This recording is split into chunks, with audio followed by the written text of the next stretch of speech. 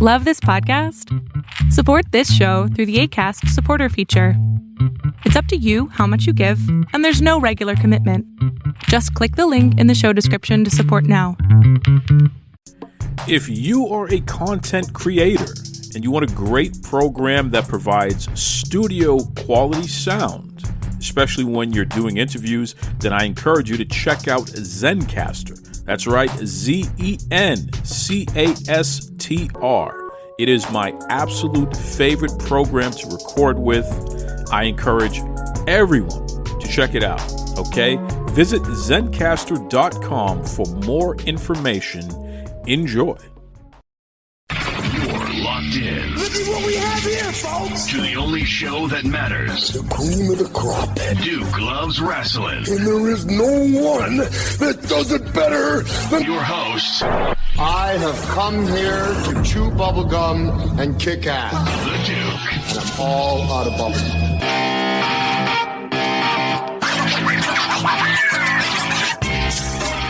Welcome to a special edition of the Duke Loves Rasslin podcast.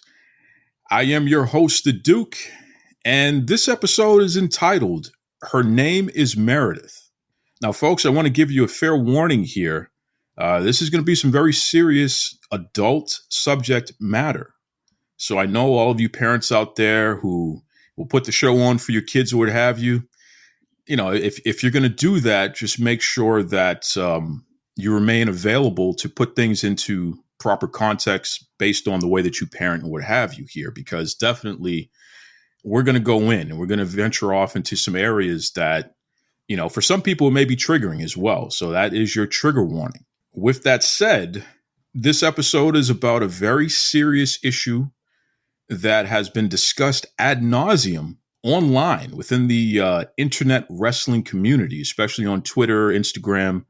And it's very interesting because it's been discussed mostly from one side, while the other side has essentially gone silent. And, you know, it's been roughly about 2 years now.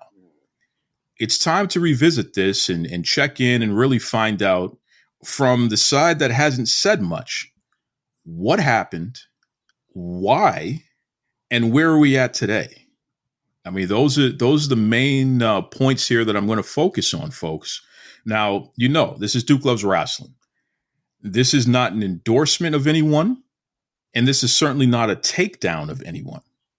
This is legitimately a major story connected to the wrestling industry that you, the listeners, have brought up to me. Literally, I cannot go a week, and I have not gone a week since this stuff came out where someone didn't say, hey, are you going to do an episode on that?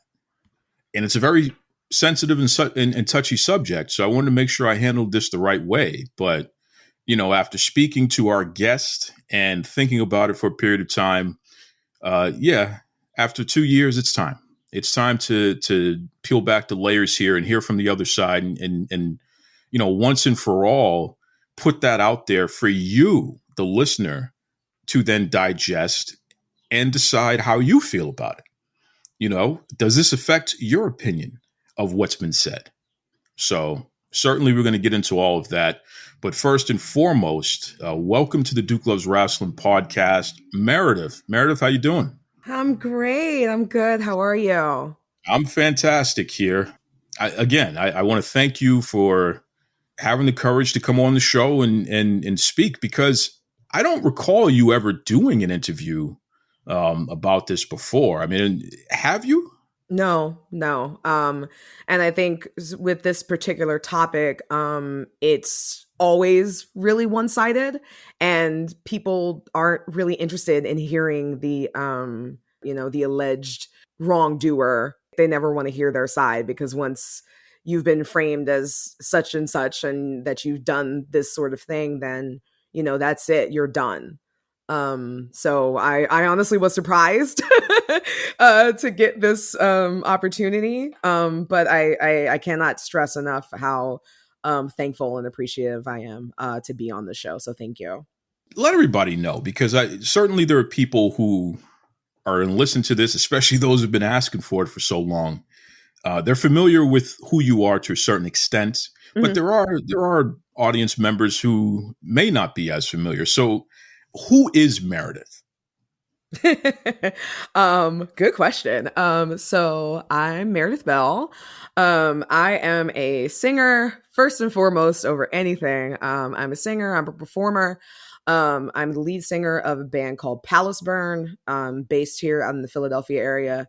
And I'm also a wrestling fan, former, of course, that's the reason we'll get into that, but a former ring announcer, for Chikara and a lot of other indie wrestling promotions. And of course, the big reason that people know me is for singing in the inner circle choir for AEW, for, at the time, Le Champion Chris Jericho. I mean, you went viral with your singing. Oh my that's God, the other, yeah. People go viral every day for doing a lot of stupid things.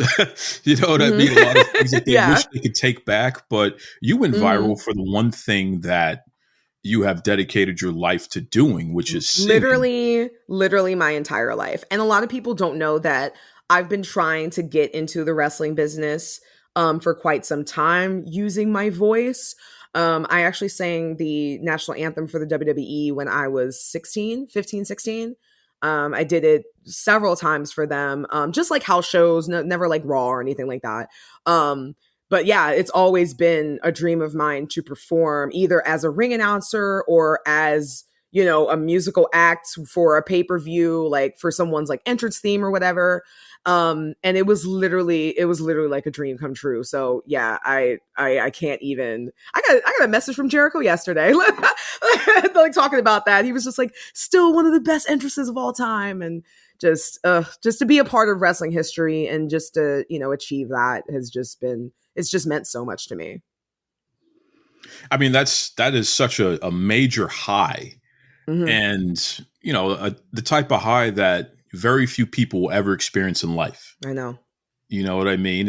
And once that happened, what type of prospects and doors opened for you? I mean, I got to imagine that God. you saw a lot of light at the end of the tunnel once you had that performance, huh? I was booked and busy for quite some time. Of course, at the time, it's now defunct, obviously, because they had, some stuff that went on with them as well.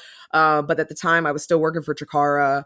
I got a lot of like indies, offerings. I did a lot of great shows. And I was just working. I was just working a lot. I was really just trying to make my name, as a ring announcer. And of course, people saw me, for Jericho, but then it was like, oh wow, like she's a ring announcer too. Like that's awesome, And so it just, I was getting scouted for a major promotion. I won't say which one, but, I had a lot of prospects, and then of course we all know what happened. So that kind of everything went to the trash after that. Well, we've kind of built this up. So let's just get right to it. I mean, from your perspective, before we even talk about,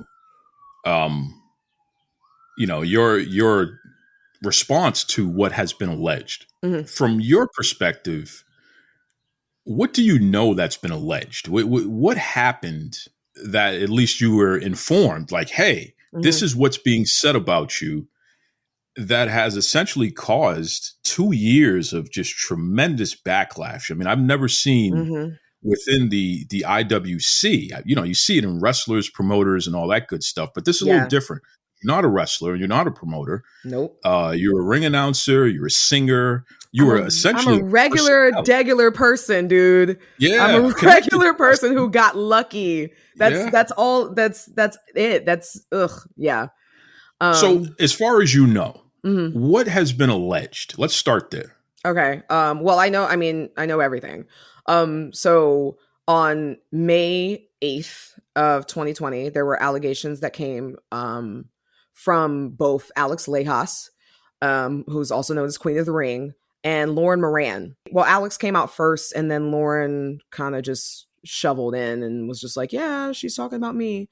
They basically accused me on a show at July 4th of 2019 in Brooklyn that I attended called the Great American Trash, that I sexually assaulted the both of them. Alex specifically went into grave detail in regards to a crotch grabbing that happened at some point, which okay, and it just snowballed from there, basically. Now, Meredith, I have to ask you the most basic question to start off here. Did you do what you were accused of doing? Absolutely not. Without a shadow of a doubt, absolutely not. I did not. Were you inebriated at this event? Is it possible that, there could have been something impairing your judgment where there at least is a possibility? No, I was. And I've openly admitted to that. And I've gone through the events throughout the entire day in my mind several times. And I also have two friends and witnesses who were there with me throughout the entire show. Now, here's the thing about my witnesses. I met them, like we had known each other through the IWC, through like Twitter and that sort of thing. I met them both the day of that show. And so we hadn't really developed that relationship to where like, oh no, Meredith, I got your back. Like, whatever. I went to them and I said, listen, please don't protect me. Please don't try and cover up for me and say that I didn't do this when I did. If I did this and you saw it, because y'all were there with me literally the whole day, like we were just about it. Like I tell Joe all the time, like we were literally attached to the hip, right? If I did this, please tell me. Please let me know so I can own up to it. And they vehemently, every single time, and we've gone over this for years now, every single time they're like, Meredith, no, absolutely not. You did not do this. If you had done it, we would have seen it and we would have called you out on your shit. But no, you didn't. So it's not that I'm trying to, escape accountability at all. If this was something that I was guilty of, absolutely, I want to atone for my actions, but there's nothing to take accountability for. And that's why we're here. Okay. So the alleged incident happened 3 years ago. This, once we hit July 4th of 2022, it'd be 3 years since the alleged incident happened. It's very serious to be accused of sexually assaulting someone. Like that is horrific, no matter how you slice it, because, lives are changed forever with something like that. Yep. What did the police say? I mean, you get accused of a crime that serious. I got to imagine that law enforcement or what have you. I mean, what was that process like? I don't know. Ask my accusers because I was never charged. Okay. Charges were never brought up against me. So. Oh. Yeah. Yeah. It was all Twitter. It was all social media.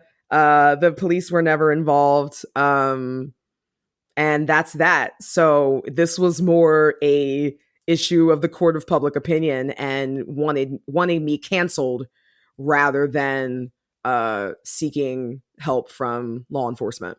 Okay, I got to replay that because I'm a little confused here because from my perspective, and I'm nobody, I don't know any of you folks. In fact, you and I had never interacted, especially back then. It just, right. We were nowhere near the same circles. So I got to see this from the outside looking in. The response and the ferocious nature in the response, like people were very adamant. We have to cancel this person. This person is excommunicated from the internet wrestling community. And just for anyone listening out there who doesn't know, when I say IWC, internet wrestling community, this is what wrestling fans refer to themselves as, especially online. It's just an easy way to a catch-all to identify themselves as being part of this thing here. But the way that it read, I assumed that part of the reason why you had to disappear and part of the reason why you excommunicated was because the law got involved. So you're telling me that to this day that you had never been contacted by law enforcement about this? No, absolutely not. And I was, I mean, rightfully so. I was definitely frightened for quite some time. But yeah, no, they never came after me. So I don't know. Damn. That's very, very interesting because again, it was ferocious in nature. It was bad. Yeah. Well, walk me through this. Okay. Because look, people get canceled every day, and there are definitely degrees of being canceled. I joke about the fact that people cancel me for things that are aired on this show because I'm not afraid to interview anyone, and I do allow the guests to express themselves completely.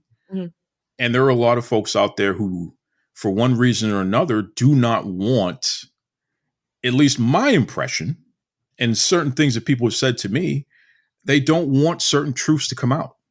And I'm not saying that applies here. I don't know what the truth is, so I want to make sure I'm clear there. But, they don't want certain truths to come out because it causes them to then reevaluate what they thought they knew. Right. Exactly. So I joke about that. But here's the thing. I feel like what you went through is a whole other scale of being canceled. So walk me through this. From the moment you were initially accused, what happened in your life? Well, I basically posted my statement on Twitter and I dipped. I had a lot of friends and family reaching out to me in regards to my well-being. I basically just got off of the internet as a whole. I said what I had to say and I dipped. Just because, number one, obviously me being, framed as an abuser, is obviously something that's incredibly traumatizing. But for me also too, I have been sexually assaulted. I have been raped in the past. So it was also kind of a triggering situation where I needed to really not, see those things that were being said about me. My band also was affected. There were quite a few people going on not only my socials, but on Palace Burns socials as well, bringing up the whole situation. People were tagging Jericho. They were tagging the, people that I worked with in the industry. Like I was done. To the point where in October of 2020, I actually, attempted suicide. Due to my cancellation, I ended up having to call a crisis team over to my house, to my residence. And I was ready to go. Like I had a suicide note written and everything. So yeah, suffice it to say, not great. Things did not go well. And yeah, and I'm still, to this day, I tried to get on TikTok for a while. A lot of people know me for I even went viral on TikTok, which was crazy. Totally wasn't trying to do that. Ended up doing it anyway. And the allegations came back to haunt me, to the point where I'm no longer on TikTok either. To really summarize it, my life has been put on hold. I can't move forward in anything that I want to do. To the point where I'm very, very selective about even talking about things that I'm doing as far as performing in music and stuff like that. I don't want to. I don't want to say anything. I don't talk about my work. I don't talk about my job. I don't talk about anything publicly because I can't. Because it's we literally just saw what happened to Joey Ryan. It comes back to haunt you.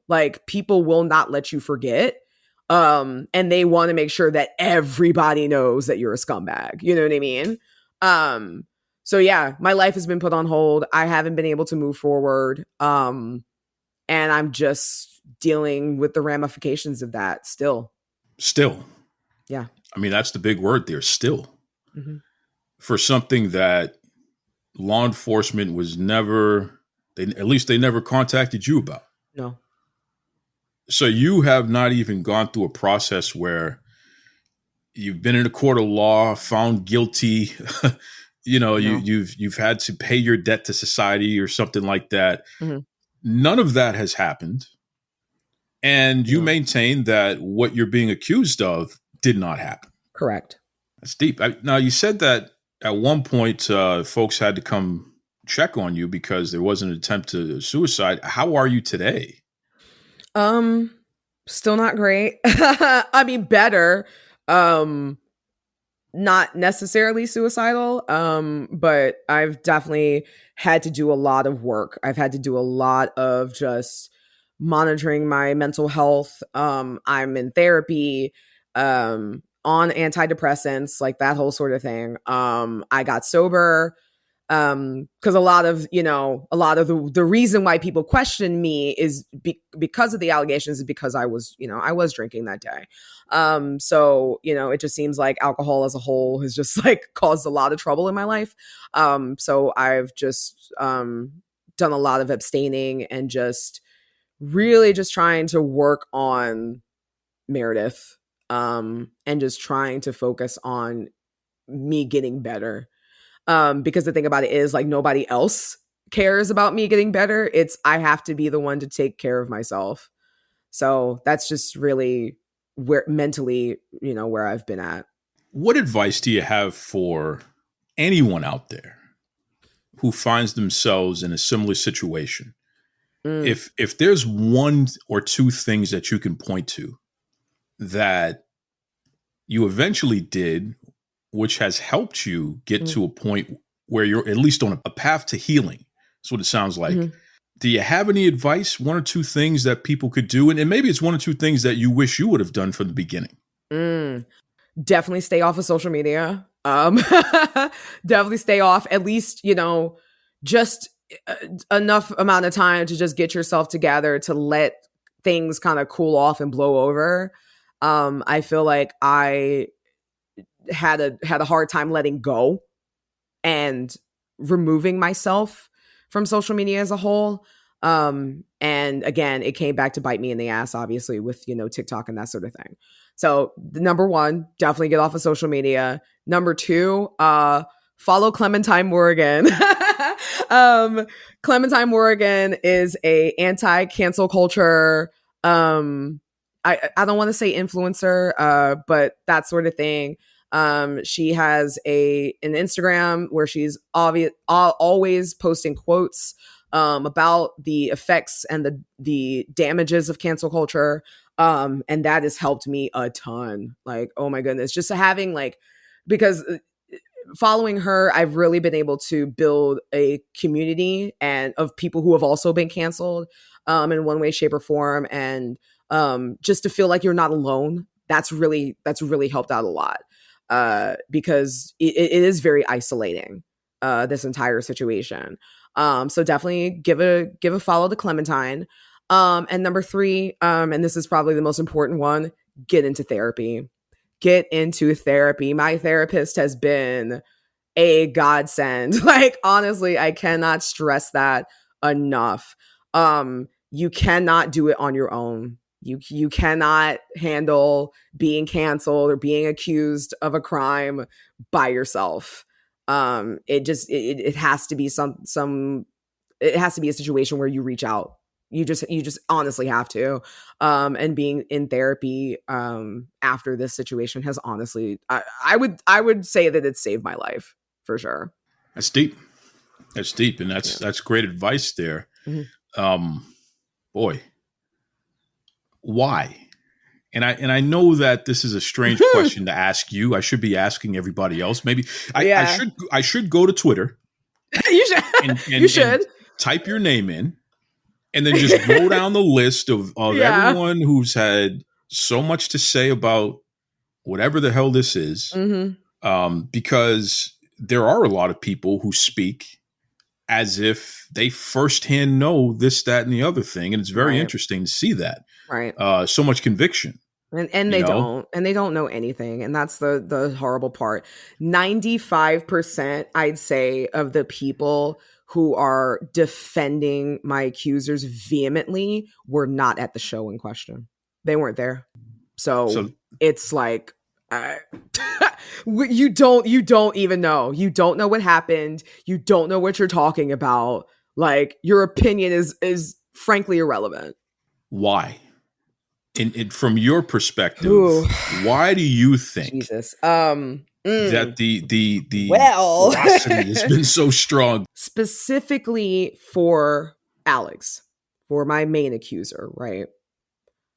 It's a lot of,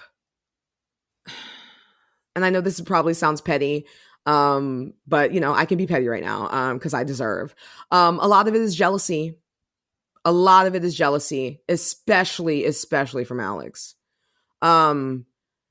Alex as a whole has used the speaking out movement specifically as a weapon. Because I'm not the only person. That's the thing. I'm not the only person that she's accused. She, whether it's firsthand or from a third party, Alex has been out here like, racking up allegations like Pokemon.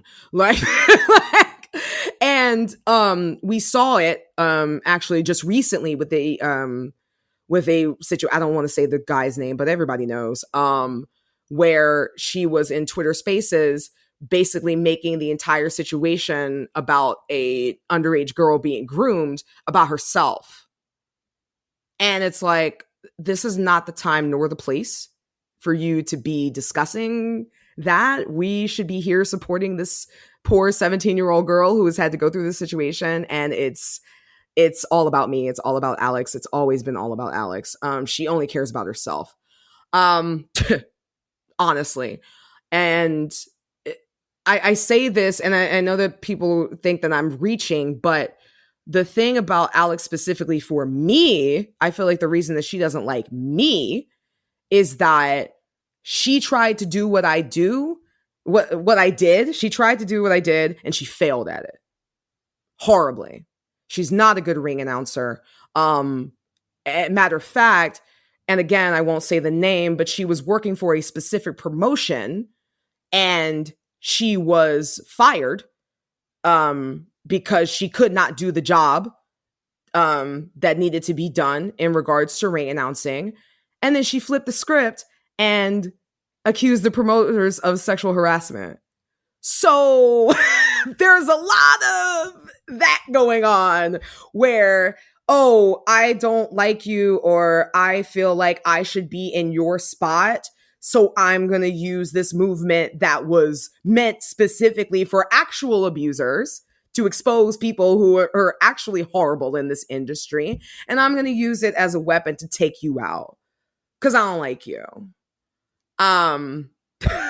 So there's a lot of that, and to see her rise, quote unquote, in the industry after my cancellation has been honestly downright disgusting. And I've had a lot of people say that to me, where they're just like, this something about her finding as much success as she has does not feel right. The optics on this aren't great. So yeah, that's honestly how I feel about it. I feel like it's a lot of jealousy. It's a lot of weaponization of not only the speaking out movement, but white tears. Just another white woman coming out. And I know she's going to be like, oh my God, I'm Latina. No, she's Latina when she wants to be and when it benefits her, to be honest. So it's a lot of white woman tears. It's a lot of just weaponizing them to bring down a black person, a black woman that she didn't like. That's heavy. You're mentioning one party, but there were two parties that made accusations. I mean, correct. You feel, does all that apply to both parties, what you just said? Lauren, all right. Here's what I think happened with Lauren specifically. And this is just me speculating, right? But I feel like there may have been a point in time during the day, July 4th, where I made Lauren feel uncomfortable. Now, the thing about that is I can't speak for other people's feelings. I can never do that. So if I had an interaction with Lauren where I may have said something cross, then that I will take. And for that, I will completely and utterly 110% apologize. It was never my intention to make either Lauren or Alex or anybody there feel uncomfortable, but intention does not always equal impact. So if somebody says that, hey, you made me feel uncomfortable, I can't be like, no, I didn't. Like, how you gonna tell me my feelings? You know what I mean? So that I will take, and I will atone, and I will take accountability for.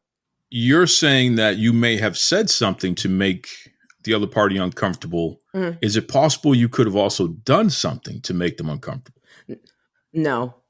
And again, I went back and I went through this over and over and over again. Still no.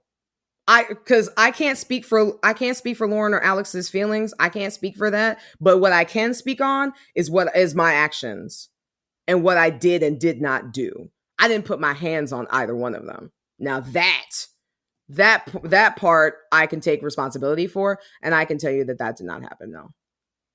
So basically what I'm getting at is Lauren is not as bold and as outspoken as Alex is, right?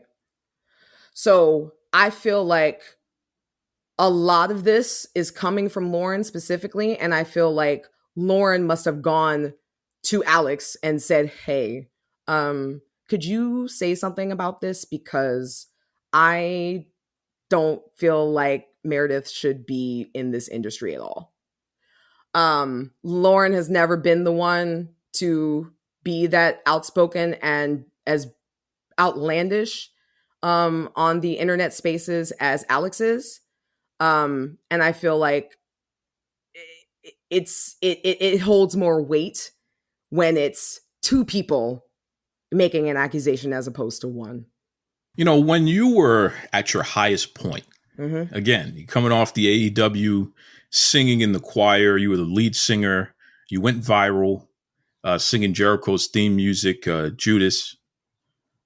You had a lot of friends online. There were a lot of people celebrating, talking about how they know you. That's my home girl. That's my girl. Yeah. We hang out. Uh-huh. I've known her for a while and all that good stuff there. And It's like, wow, look at that. It's a very popular person. And I noticed a lot of those same people did not waste any time completely dragging you. Yep. Once these allegations came out. Exactly. Talk to me about that, because I know for me personally, from a mental and an emotional standpoint, thank God I've been in therapy, and I've been in therapy a long time, because I remember even doing some episodes of this show, and I know it's going to happen again, even with this conversation, which, mm-hmm. I'm fully prepared for that. But when you see people who you thought supported you and you thought, knew you to a certain degree, suddenly see the mob come after you, and it's like, yeah. Well, and then suddenly they start saying a lot of interesting things about you that are completely counter mm-hmm. to whatever their narrative was, yesterday. It could be a mind, what. Mm-hmm. It can really, really mess with you mentally and emotionally. What did that feel like for you?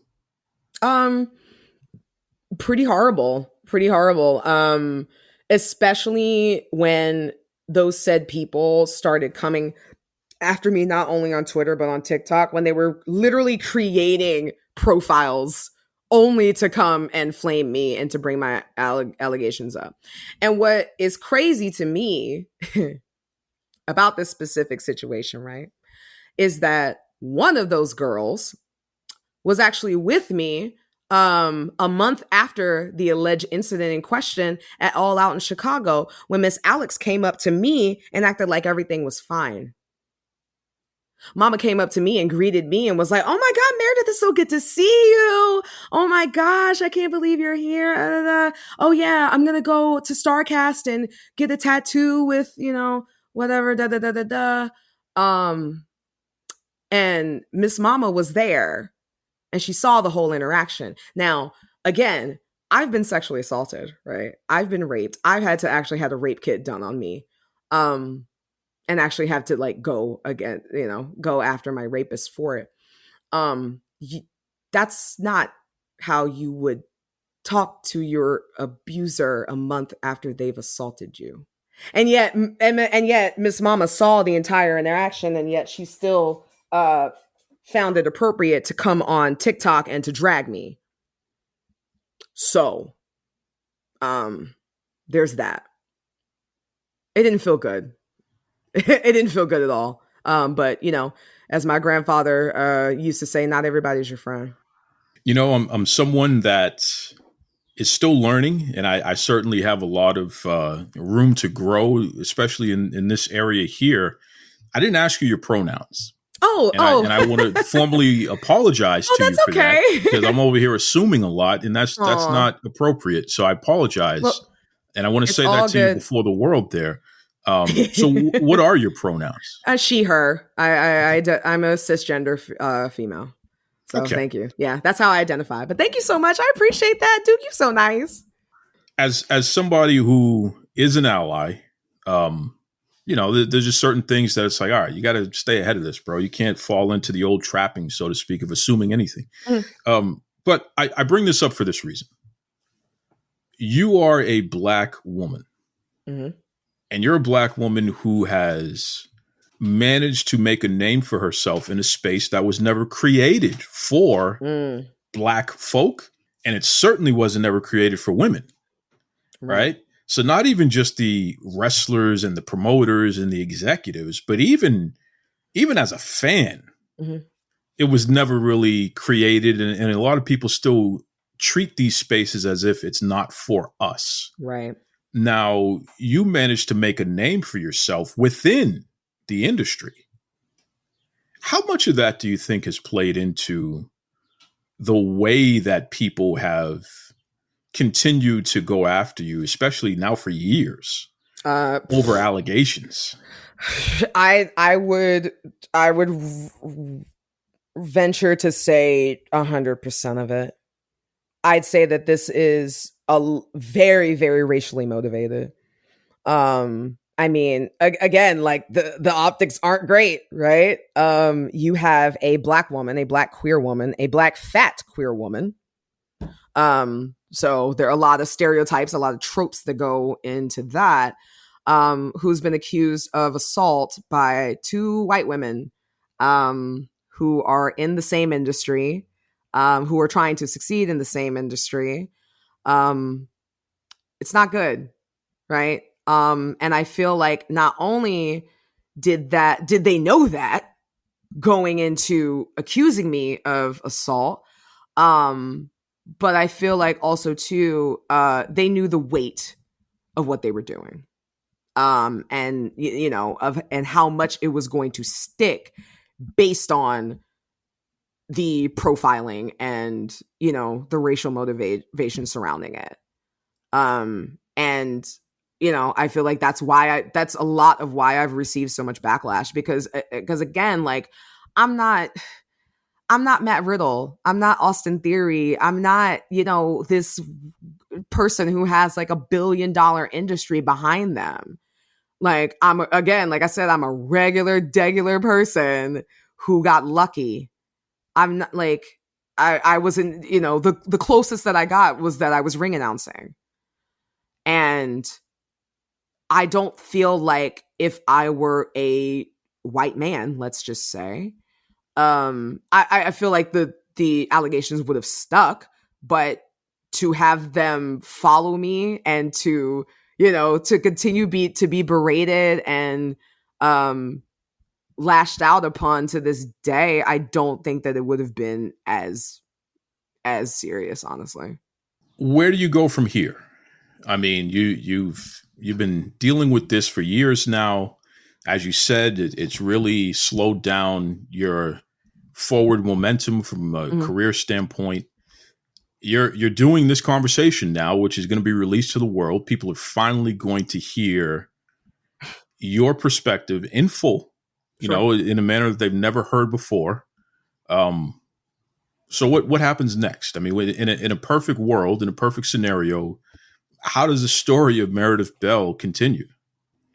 I don't know, man. That's such a great question because it's been something that I've been trying to figure out for these past 2 years, right?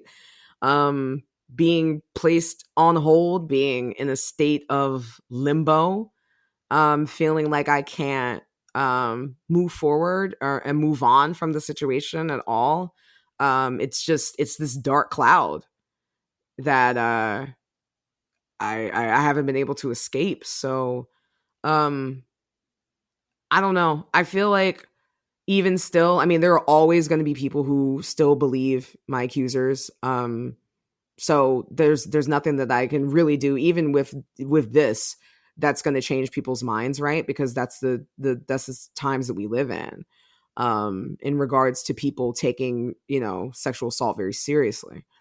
I feel like for me personally, it's just going to have to be a continuation of doing my best, continuing on with, my healing and doing what I can to really move on. I mean, I'm still performing. Like I say, I don't really want to talk about it, but I'm still performing. I'm still trying to, do the things that make me happy. And there are still people who support me, which is great. Not a whole lot, but still some, I still have people to this day in the industry, like working for both, promotions for WWE, AEW, who still check up on me, ask me how I'm doing and that sort of thing. So it's not that it's not that the support isn't there. It's just like, I really have to just find it within not only myself, but like my very close circle. So like my family, my boyfriend, my friends, like my in real life friends, just to lean on them. So, I mean, like I say, I mean, obviously, me coming back to wrestling as a whole is just not something that's ever going to happen. But as far as like what I can control, as far as like my music and, performing and musical theater and that sort of thing, like that's just what I have to focus on. Well, Meredith, I mean, you've had an interesting ride. There's no two ways about it, and it's something that so many people have weighed in on, but so few people are close enough to the action to have a credible take on it. And again, I wanted to have you on the show for a couple of reasons. Number one, because the audience legitimately has asked for this for years now. Mm-hmm. So that's number one. It's not me looking for gossip or dirt or anything ridiculous. Somebody's going to complain and say, oh, you just did it for clicks. I don't know anyone who puts anything out in the public sphere not looking for quote unquote clicks. That's the point. Right. You want people to hear what is being discussed. There's no question about that. So there wasn't a strong appetite to hear from your side. Mm-hmm. And also, I have a strong appetite to hear from your side because I was confused about the whole thing. And as even, a lot of people still are. Well, sure. And even the whole concept that that it did not get legal. I'm still very confused about that because so am I. Again, and ferocity is the word here. The ferocity of the backlash was so strong that one could easily assume, okay, I guess this person's guilty of something. Mm-hmm. But there are clearly more layers to this after listening to you. In closing here, do you have anything else to say to the world? I mean, just to put a button on this thing. Sure. I know that we really didn't go into the day as a whole, as far as like July 4th and the alleged incident. But I won't go into the entire timeline. But what I will say is this. I was there, obviously. I saw my accusers twice the entire day. I saw them when they got there. I saw them in passing, and that was it.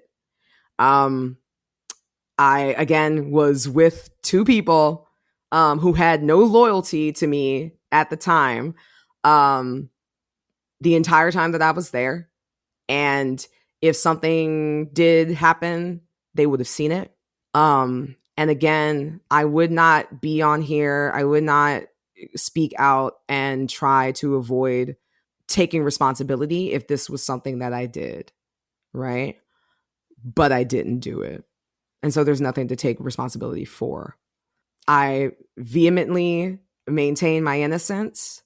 I would never, as somebody who has been sexually assaulted, I would never want to put anybody in the same position that I have been put in myself. Because again, I'm still dealing with the, trauma and ramifications of that. I'm innocent. I have been innocent, and I maintain my innocence to this day.